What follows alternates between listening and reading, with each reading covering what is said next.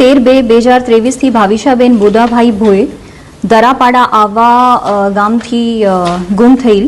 અને એમની જાણવાજોગ સાપુતારા પોલીસ સ્ટેશનમાં દાખલ થઈ અને આ અનડિટેક્ટ હોવાના લીધે સ્પેશિયલ ઇન્વેસ્ટિગેશન ટીમની રચના કરવામાં આવી. આ સ્પેશિયલ ઇન્વેસ્ટિગેશન ટીમે આજુબાજુના જિલ્લાઓની તપાસ કરતા તાપી, વલસાડ, નવસારી, સુરત ગ્રામ્યમાંથી શોધાયેલ 17 ડેડ બોડીની લિસ્ટ અને ફોટા મંગાવી અને એની તપાસ કરીને એક ધરમપુર પોલીસ સ્ટેશનમાં મર્ડરના ગુના જો દાખલ હતા એની સાથે મેચ થતી હતી ડિટેલ્સ અને એમાં તપાસ કરતાં વધુ એમની ભાવિશાબેનની મધરને બધી જો ડેડ બોડીની સાથે એમની કપડાં, સેન્ડલ, ફોટો બતાવતા આ મમ્મી અને એમની ભાભી બધી વસ્તુઓની ઓળખ કરી લીધી. એના લીધે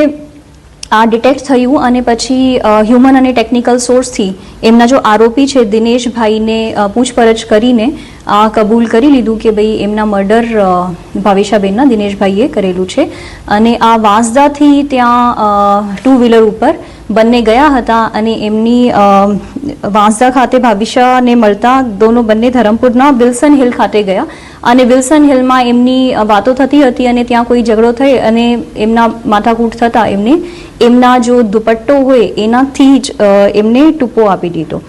હવે આ જો મર્ડરની વધુ તપાસ માટે આ જો આરોપી છે દિનેશભાઈ એમને ધરમપુર પોલીસ સ્ટેશનમાં સોંપવામાં આવેલ છે અને બાકી જો તપાસ થશે આ અહીંયા ધરમપુર પોલીસ સ્ટેશનમાં થશે અને આ બહુ સારી કામગીરી ડાંગ જિલ્લા પોલીસ દ્વારા કરવામાં આવી છે. અહીંયાથી જાણવાજોગ અને ત્યાંના જો અનડિટેક્ટ મર્ડર છે આ ડિટેક્ટ થઈ ગયું છે અને આવી રીતે ડાંગ જિલ્લા પોલીસ આગળ પણ કાર્યવાહી કરશે. જય હિન્દ.